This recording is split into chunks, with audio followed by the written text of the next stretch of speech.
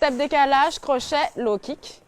Et le quatrième, c'est celui qu'on vient de faire, chasse par ish. Déconstruire les a priori, c'est l'objectif de la coach Tevisei. Elle enseigne une discipline connotée ultra-violente et masculine, le MMA.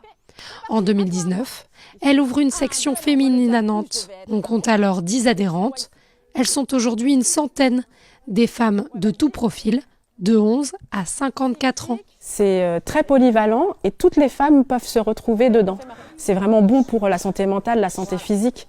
Pour toutes ces choses-là, pour moi, c'est essentiel. Donc oui, c'est une énorme fierté, c'est un énorme plaisir à chaque fois de voir des femmes qui arrivent un petit peu timides et puis repartir, bam, bam, bam, après quelques années, une médaille d'or au cou. C'est aussi une formation quelque part professionnelle.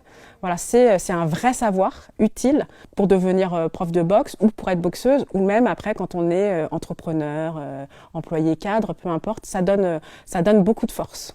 Low kick, c'est mi-cuisse, arrêtez de lui taper dans les genoux, la pauvre, là. Et parmi les jeunes pousses à Nantes, on retrouve Katia, combattante amateur depuis 6 ans. Séduite par ce mélange de techniques, de défoulement et de concentration, elle s'est lancée dans la compétition. Voilà la cage, l'élément dans lequel on va combattre. Il faut bien délimiter l'espace, quoi. Et puis, je pense que ça donne aussi un côté spectacle, qui fait partie de notre discipline. Moi, je fais comme ça. Je fais le tour. Comme ça, j'ai l'espace. Et après, je tape comme ça.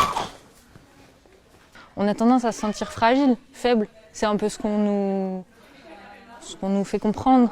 Et tu te prends un premier coup, tu fais « Ah, ça fait mal, mais en fait, ça va, je vais bien. » Et tu en prends un plus fort et tu te dis « Mais ça aussi, je peux l'encaisser. » Et du coup, en fait, tu te rends compte à quel point tu peux encaisser des choses. Et c'est là que tu te sens fort. Après, on préfère mettre les coups que les prendre, évidemment. Objectif pour Katia, les championnats de France fin mai. Médaille ou pas, elle a déjà gagné côté forme et confiance en soi.